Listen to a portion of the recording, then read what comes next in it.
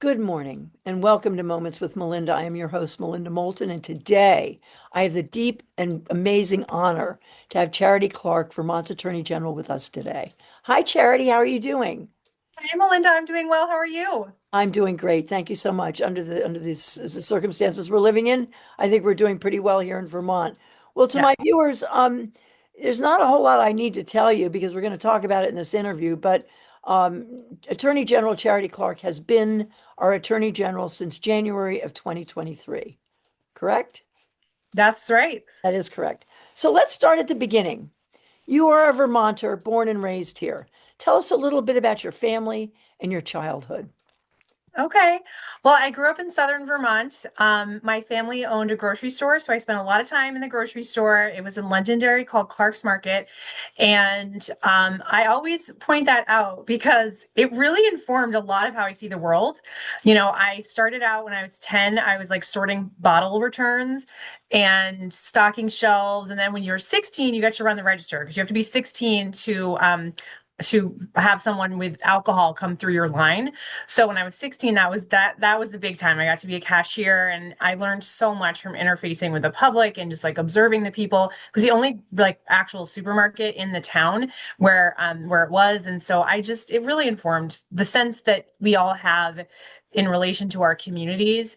And so I always like to start my foundation by describing that experience. I was very fortunate. I ended up going to the University of Vermont, and it was, Burlington, as to quote my sister, Burlington is the place where people from the country like me come to be in the city, and people from the city come to be in the country. And I've always thought that's like such an apt description of Burlington. So I had a great experience there. And while I was there, I really discovered my love of state government. And I did that ironically by an internship with Senator Leahy, a United States senator, and was like, you know what is more interesting to me, state government instead of federal government. So I really, I kind of started focusing on that. I did an internship in the governor's office and then worked there for 4.5 years after I graduated before I went to law school. I went to Boston College Law School and made my way back to Vermont. After that, I worked at a law firm in Vermont, did a stint in New York City. And I always like to point out that no one loves Vermont more than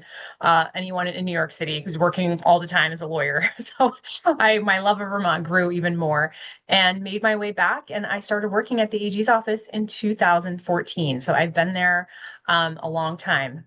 So we're going to dig into all of that, but I want to step back a little bit. You have a twin sister. I do. Now, is she an identical sister? She's a fraternal twin sister and she's 10 minutes older than I am. So I'm the second child. But we're very close. Oh, She lives not that far from me, and we still are very close. One of the problems that we had when we were in our 20s, my apartment was in downtown Burlington. So before we went out, people would stop at my apartment. And so she would come and she'd be wearing the same outfit as me. And she'd be like, you have to change. Like, I don't have any clothes in your apartment. You have to change. We're not going out, like literally as twins wearing the same outfit. Still happens. We still like show up. We just a couple years ago, our family goes to the beach and we were literally wearing the same bikini. So even though we're not identical twins, sometimes we do identical twin type stuff. well, I love that. It talks a lot about who you are to have a twin. So you are Yeah. also a descendant of Thomas Chittenden, the first governor of Vermont, and I Yes. believe that this gives you license to follow in his footsteps at some time in your future. Yes. Thanks, Melinda. I appreciate the vote of confidence. Well, no, I'm that's an sure. incredible lineage. I know, and I'm sure that he could have never imagined that his great great great great great granddaughter would ever be attorney general, for starters. So it is kind of fun. Yeah, I'm a 10th generation Vermonter. That's on my mom's side, and then on my dad's side, unbelievably, I'm also a 10th generation Vermonter. So we are just. You know what? I like to joke there's maple syrup running through my veins. I'm also impervious to winter. I like think it's great. Just wear wool, you're good. So yeah, that's my legacy. Oh, well, it's in your bones. It's in your DNA. Yes. So when did you first decide you wanted to study law? I couldn't have imagined as a child myself going to law school. I knew zero real lady lawyers. The only lady lawyer I knew was Mrs. Huxtable on The Cosby Show. And she was, of course, like gorgeous, glamorous, in charge. And then Hillary Clinton came along, remember, during the Clinton's first race, and I was like, this lady's cool, but I still like couldn't even imagine myself like going to law school. So it really is a testament to the internships I did and the environment at the university, and especially working in the governor's office. What I observed is that there were a lot of lawyers who didn't actually practice law, but they were working in government, and their law degree helped them be successful, do a good job, and get the kind of respect that they had, especially women. I felt like the women I saw, I mean, this was the 90s, right? So their equality hadn't reached where it is. I still think we struggle with that, but even back then, it really hadn't reached remotely where we are. And I could observe my colleagues who were lawyers and women were given more respect and deference. And I just decided this is for me. I was pretty nervous because it's such a big commitment. And I was so relieved when I started being like, I like this, I enjoy it. And then even more relieved after the first year, this summer, I spent working at Downs Racklin Martin in Burlington. And I was like, I love this. Yes, I made the right decision. I'm going to enjoy being a lawyer.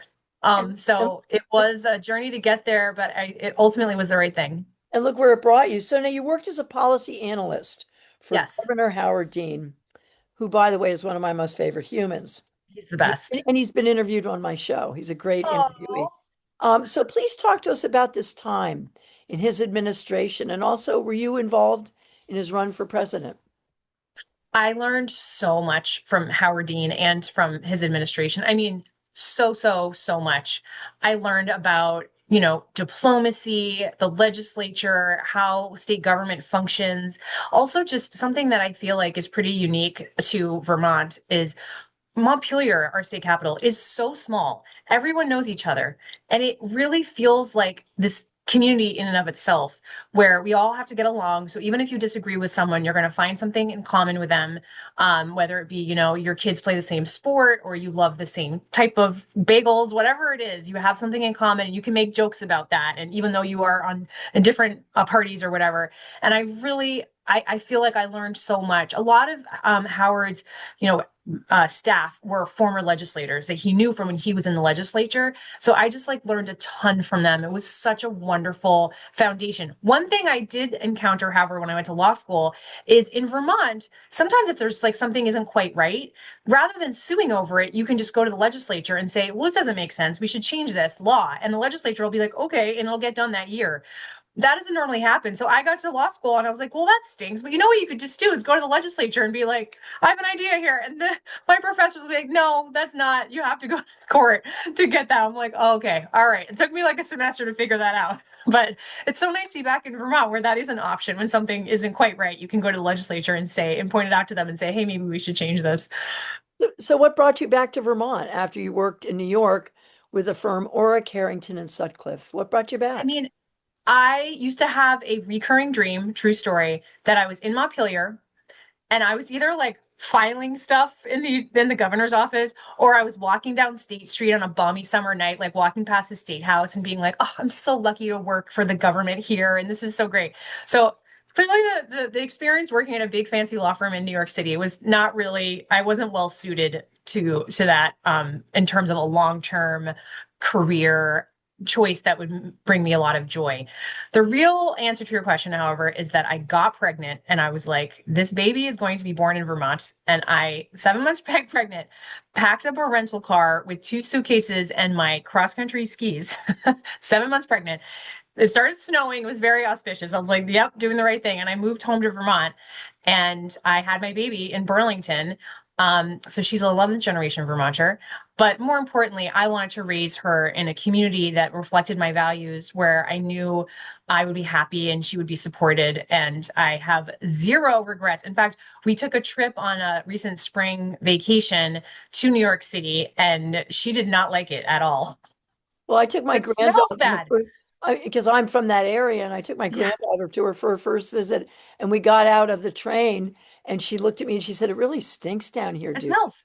It smells. You And I, forget. It and I smells like said, urine and garbage. "I know," but Yeah, I said, "That's my lifeblood." I mean, I get to New York and I'm like, I just I come. know. But anyway, so for 4 years, you worked with the indomitable spirit, TJ Donovan, then the Attorney General Yes. of Vermont.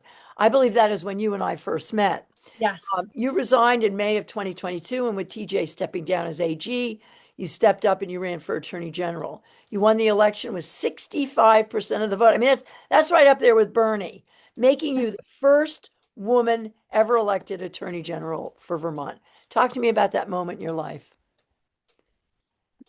A wild summer. I had a primary first. And, in Vermont, so far, the Republican Party has not had really strong candidates. The two candidates I've run against have not actually had law degrees or been lawyers, for example. So for me, the race was really the primary. And my primary opponent went on to great things. He's now a judge, which is great. But it was a pretty crazy summer. I mean, I hadn't been a politician, so I didn't have the experience of being a politician. A lot of statewide politicians were first like in the legislature. They've started out somewhere. Even though I'd worked with a lot of politicians, I wasn't myself a politician. So I had to get myself out of the staffer mode and be the candidate mode. And you know what helped me the most? The one thing that helped me the most, that I, as a child, did drama in elementary school and high school. And looking back, it's like, who would have thought how helpful that would be? But as you pointed out, I had no time. I found out I was running less than 3 weeks before the 500 signatures were due to the Secretary of State. I mean, I had like a 3-month campaign. It was 4 months. It was so quick. So I didn't have time to really train and become the candidate. I just had to, in my head, be like, you are playing a role. The role is candidate for Attorney General. And so that got me comfortable with it. And I was able to give speeches and kind of embody the role. But I was also so lucky to have mentors that I had watched. TJ Donovan was an accomplished politician. Howard Dean, obviously a prodigy. And I worked for Senator Leahy. I worked for him. I was an intern for the summer, but I still use things that I learned working as an intern for Senator Leahy. I still use them with constituent work and stuff like that. So I was very fortunate to have the training, if you will, low-key training that I had from working for these politicians. I also was very fortunate to have a community and training through Emerge Vermont, which is a campaign school for women who are Democrats. And it was so marvelous. I learned so much and I made like wonderful, wonderful friends who all supported me in different ways, whether it be they marched in a parade, they donated, they wrote a letter to the editor, they walked me around their town, introduced me to people. I made such great friends. And it was in the pandemic, it was still the pandemic in the winter of 2021, 2022. So we were all still feeling isolated, and just like to meet all these incredible women it was so great. And, But and you had Madeline Kunin and you had Bill yes, Sorrell as a mentor. that's right. I mean, And Bill is so effusive, and I mean I he's know very he's dramatic. wonderful. You He's the one who hired me. Madeline Kunin, she was governor when I was a kid. So she was like my hero. I was so proud that Vermont had a lady governor and looked up to her so much. I read her memoir of being governor, Living a Political Life, which is probably somewhere on the shelf behind me. And she's autographed it when I was in college. I had her autograph it. I read it when I interned for Senator Leahy. And I think reading about her experiences is part of what inspired me to get an internship in the governor's office, because I was like, this is what I want to do. This is so cool. The people she talks about, some of whom I later worked with when I worked in the governor's office myself, because they were still around. It was really, really inspiring. But speaking of Madeline Kunin, I was extremely motivated to run, which is I could have just have been a happy lawyer, right? And I had to put myself out there, quit my job, not get an income, and go out around the state raising money and getting people to, vote for me. And who am I? What's my name? What do I stand for? And I did all that in part because I was motivated by the fact that we'd never had a woman attorney general. And it just felt a little embarrassing that here I was as a child looking up to the governor. And I was, at the time that I launched my campaign, I was 46 years old, and we still hadn't had a woman attorney general. So I was very motivated by that. And it really I think it was like the push that I needed to take the step to do what I did. It was just like, I know I can get elected and I would make a good attorney general. I have to do this. 65% of the vote. So, you and Bernie are in good company. So let's move on to some of your signature accomplishments. You Okay. Meta. Yes. Talk to us about your strong desire to protect Vermonters' privacy. Well, I I sued Meta and TikTok, I would say. TikTok, they're they're really bad. And I've been a data privacy advocate. So those things are connected because, of course, it is our data that we purchase Meta and TikTok with. We don't pay them money, we give them our data, and then they sell information and advertising space to advertisers. So we, the users, you and I, think of social media as like a social media platform that we like talk to our friends through, but actually it's an advertising platform. That's the purpose, the business purpose of TikTok, of Instagram, et cetera. So we did sue, and that was a huge coalition of states across the country. And this related to basically the like psychological tricks that are put in place with these social media apps to keep especially children on the app. And we all experience this, but so it's things like infinite scroll. The fact that, when infinite scroll is like when you see a post, you can see like a little preview of the next post and it's irresistible. You're like, what's that? Oh, I know that person, or that looks like a fun party because you just see the beginning. Ethereal content that like disappears after 24 hours. So you always want to be on the app. Long story short, they are, they put all these tricks in there to keep our eyeballs glued because when our eyeballs are glued to the screen, they sell more ads. So that's why we sued them, and the case proceeds. We're in the battle right Good now. for you. Sometimes I'll be in the car and I'll be talking to Rick about something I want to do or something, and I swear to God, I'll go then on my social media and there'll I be an know. ad for what I was talking about. I know. I don't know how they pull this stuff, but I hear you there. I mean, It's spooky. and I've only done a couple of TikToks of my granddaughters, and they were quite cute, by the way.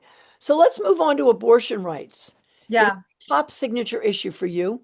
You Yes. sued the FDA to make abortions more accessible nationwide. I'm assuming that you won. And talk to us about the other things that you're fighting for our reproductive health. Well, this is an interesting, for those who are interested in campaigns, the Dobbs decision, which stripped us of our right to abortion nationally, the Roe v. Wade, kind of getting overturned, that occurred pretty early on in my campaign. So I launched my campaign on May 16th. I think that was like the last week in June.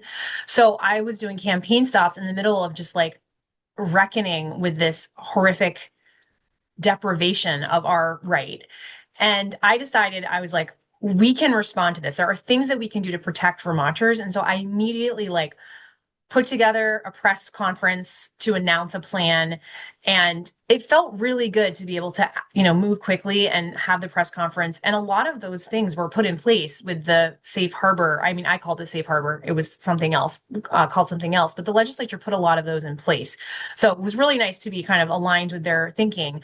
And I was really proud to do that. And then when I became Attorney General, the FDA, we were in a battle with the FDA, and specifically there was two cases going on. So someone who did not share our rights, our view on these rights, had sued in Texas, and we had sued in Washington. And so there was dueling court orders about whether the abortion drug mifepristone, which is, I think, like more than half of the abortions that take place in this country, use that drug. And so the dueling court orders were jeopardizing because one had nationwide impact, the one that we didn't like. So there, thank God we had gotten involved so that there would be dueling orders and the Supreme Court could resolve that. And we are where we are today. But it has been Where are demoralizing. you? Where are you today? Where are you today on this? On the mifepristone Yeah. issue, I don't have an update on that. I If mean, it- things have changed because that was under Biden, so things have changed. The president obviously has a different view on the rights of women, and all of us and our bodily autonomy. So this is, unfortunately, that was kind of a really big deal during the Biden administration, but now every day it's something different. So Right. to sort of add it to the pile, when it comes to deprivation of our rights and the dehumanization of people in this country, et cetera, et cetera, et cetera. So you are a supporter of the criminal record sealing law, and this bill is Yes, now on its way to becoming law. Why was this important to you? it did become law. And I'm so excited. So my office had run what we called expungement clinics because it used to be that you could expunge lower level crimes from your criminal record. And now it's just sealing. Doing those expungement clinics, I was the chief of staff at the time when I first started doing them. It really, really inspired me to want to be able to help more people because here's the thing. There's no statistical correlation between someone who has a criminal record that's years ago committing a crime and someone who, I guess that's the end of the sentence. There's no correlation. Like that person is just as likely to commit a crime as someone who's never had a criminal record. So once time has passed and your record has been clean for a number of years, you actually, it's just a scarlet letter. And I feel like the scarlet letter belongs, in the 1500s, 1600s, whenever that was. So I'm really pleased that the legislature finally, after a few tries, resolved the question, and this is now law. We will be holding sealing clinics to help folks, but just if I may, just helping, I mean, truly, I've probably helped hundreds of people, but you help these individuals, and it's such a practical impact because now they can maybe get a job that they couldn't get. Or I helped a lady who wanted to do the co-housing. She was older and she found out she had like a crazy old shoplifting charge from when she was a teenager, and now she was in her 70s and she was looking to, do the program where someone would move into her home who needed a home, and she couldn't do it. And it's like, the other thing we always hear about is people wanting to go on field trips with their kids or their grandkids. Well, I've been a big supporter of criminal, restorative justice. And my son-in-law is the president of Church at Prison and goes in and works with a lot of people. So I understand why this is really important. And I thank you for your work on this. Oh, Um, my pleasure. the criminal record sealing law, it's really, really important. Yeah. Um, so let's move into PCBs. They're Okay. contaminating Vermont's waterways and schools, Yes. and it's a big issue. So you Yep. sued Monsanto for contributing to that contamination. As part of your legacy as Attorney General of Vermont, you want your environmental work to be front and center. Talk to us a little bit about that, You Chairman. know, I have observed in my work and life in Vermont, but also as a leader of this state, I think that our love of our natural environment completely crosses all political parties, all kind of, I grew up here, I'm from out of state, all of it. We all have this just uniting love of our environment. And it kind of makes the path clear to me. I mean, I myself consider myself to be an environmentalist. I really believe in protecting our environment. And I also am an avid like outdoors person, I guess. But I also am like, what an easy topic for me because I know everyone cares about this and loves this. So I just there's so much you can do as Attorney General to impact the environment. Well, this is impacts our environment, fisheries and waterways, but also our schools.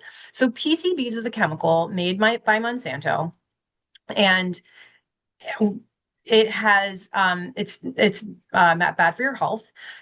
I want to say 2020, the legislature put a statewide school testing program in place, and they allocated millions of dollars to help identify schools that had PCBs, high levels of PCBs. They kind of, set a level. And then it just became obvious that, we had a lane to bring a lawsuit. And so we did bring a lawsuit on behalf of the schools, on behalf of our natural resources here. That is proceeding right now. So, all these cases that it's so exciting when we bring the case, but then it goes on for years, and this one will too. But we're really hoping to, regain the money so that we can reimburse the state for the testing that they had paid for, which was millions of dollars, and also the remediation that needs to take place in certain schools that have tested positive for PCBs. So, yeah, I mean, there's a province in Canada that's outlawed Roundup. Roundup should not be on the shelves of any hardware store in Vermont. And there was a movie that was made called Chemical Reaction. It came out Mm, 10 years ago. And mm, and I recommend that everybody go online and watch this movie because it yeah. talks about the effects of Roundup on human health. So now as someone who's been scammed as an Oh, old lady, this has become quite common in older yeah. folks. Share with us what you were doing to fight against Vermonters having their money stolen in scams. Well, I will say that that elder Vermonters are targeted because they have more money than younger Vermonters, but younger Vermonters are the ones who are actually more likely to get scammed. So don't feel bad if you are targeted by a scam or you get scammed. Like it's I, not well, because of your age. Well, I've had my husband stand there and say, "You're being scammed," and it'd be somebody with a a native voice, like a Pakistani voice or something. I'd be like, and I'd quiet the phone and say, "You're just being racist. Just stop it. This person's helping me," and my husband's begging me to hang up the phone, and I'm like, "But no, he's so nice. He's helping me." But anyway, yeah, Hard. older It's people really hard. are very So vulnerable, and we yes. and these people can be so charming and Well, yeah, they're lovely. playing with your emotions. That Exactly. is if you want to be a successful scammer, you have to play with people's emotions. So you're either creating a sort of rapport or affection, like you just described, you're spiking emotional response due to fear, anxiety, like, oh, they're shutting off my power. The sheriff is coming to Loneliness, arrest me. loneliness. Old people are Yeah, lonely. Somebody lonely, wants to the talk to them. romance scams really scare me. So I should say for your viewers that we have in our office the consumer assistance program. You can reach them at 1-800-649-2424 if you are worried that someone you love is being scammed, if you want to get information to protect yourself, if you have a nonprofit or a community organization, you want someone to come and do a workshop on avoiding scams, we're there to serve. And we collect scam reports, which are really helpful because if we get like even five scam reports about a specific scam, we will put out a scam alert. People have signed up, and you can sign up to I get a have. text or email or voicemail from me saying there's a scam. The utility disconnection notice scam is on the rise, be on the lookout, or we'll alert the press so that they can tell folks about it. Because prevention is the name of the game. These scammers do not live in Vermont. They are not located in the United States. They're overseas. It's very difficult to shut them down. So awareness and education is really the name of the game. It's really true. Thank you so much for that again. And what's that number again? 1-800-649-2424. All right. So to my viewers, if you've been scammed or you have somebody you know who's been scammed or are vulnerable or whatever, please make that phone call. So let's talk about the most recent lawsuit you filed against the U.S. Department of Education over the public service loan forgiveness restrictions. Yes, I shake my head. Is that a lot of the cases we have brought. Melinda, can you hear me? I'm I getting can hear your you. Yep, I can. okay. So what we have found is that there is a theme, like the most common case that we have brought involves the Trump administration trying to do something that's Congress's job or someone else's job, but he loves doing Congress's job. Congress has the power of the purse. Congress uses our taxpayer dollars and creates programs and makes investments. It is the president's job as the executive branch to execute the programs. He doesn't have carte blanche ability to transform the programs, spend the money in a different way, et cetera. That's not his power under the Constitution. It's the legislature's power. So this is a classic is the Trump administration likes to encumber a program or a grant with some condition that the legislature did not include when they created the program. And this is that example. So we have a public interest loan forgiveness program. I can't remember how it works, but it's like if you work in public for the public for 10 years or something, you can have your loans forgiven. I know I have many friends in my office who had their loans forgiven. And, law school, it's 3 years. It's not cheap. It's like $100,000 forgiven for the service that they provide to the state. So it's really a wonderful program that can kind of inspire people who are worried, like, I have all this debt. I can't afford to go into public interest. I got to work for like a big firm. So it's a wonderful program. And he wants to encumber it. And he encumbered it with something crazy, like something like if you're working at a nonprofit, say, that is doing things that are like substantially illegal, according to him, I guess, you're not eligible for this program anymore. And it's like, no, that is not what the legislature said. All right, thank you for that. Well, we're going to move right now into this horrific, I mean, and truly not an elephant, but is an elephant, the elephant in the room. And you know what I mean. Share with my viewers some of the lawsuits. That's one that you've brought against the Trump administration.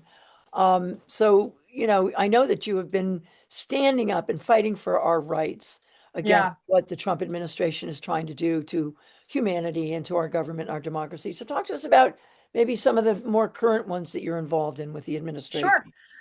So I think we've sued the Trump administration now 34 times, which is tremendous. During the first Trump administration, we had to sue a lot as well, but we sued over 4 years. We only sued 62 times. So here we've surpassed the halfway mark, but we are very far away from being halfway through this administration. So it has taken up a ton of time. As the Attorney General, it is my job to represent the sovereign state of Vermont in court. That includes bringing lawsuits when there's a violation of the Constitution of the United States or federal law. When Vermont signed up to be a member of the United States of America, we had a system, right? And we said, this is a good system, we want in.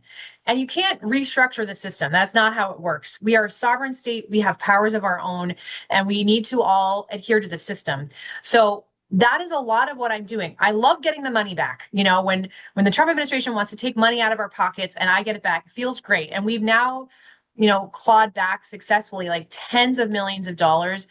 We'll see how things go. I'm sure it's going to, by the time we're over, because we have a couple of really big ticket items.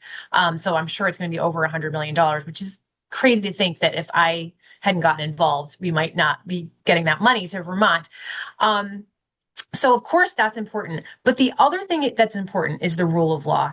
It is my job to stand up for the rule of law. So even if I got no money, if I were saying this is the system that needs to stay intact, that is a victory to me. So I take that really seriously. I was asked if what the AGs were doing was a soft secession from the union. And I was like, literally the opposite. We are the patriots standing up for the system, standing up for the United States of America. So I've been spending a lot of my time doing that, unfortunately. And I would rather be doing so many other things. This is like defense and not offense, but it is my pleasure and certainly my duty to do this work right Well, now. this is critical because that's all we have left. So, speaking of our judicial, we have a Supreme Court that is primarily in lockstep, no pun intended, with Trump. Explain two things to my viewers.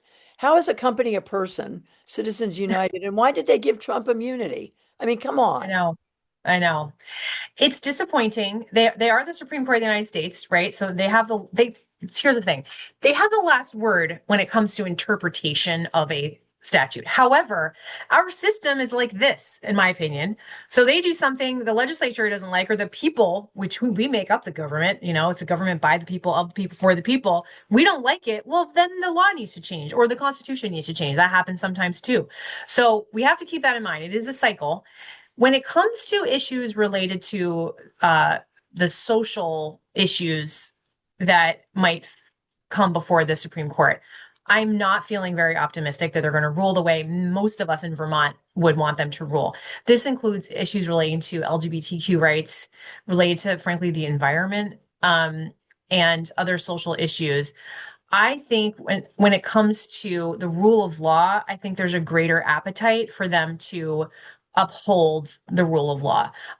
Judges are judges, and it doesn't matter if they're politically conservative, they still love America and want to do the right thing. I don't know if I'm looking at the world through sunny rose-colored glasses, but I truly believe that. And we get signals from them all the time that they do Well, not tolerate. like Yeah. the tariff bill. But Yes. if they don't stand up and if they don't hurry up, Right. you're going to lose their jobs.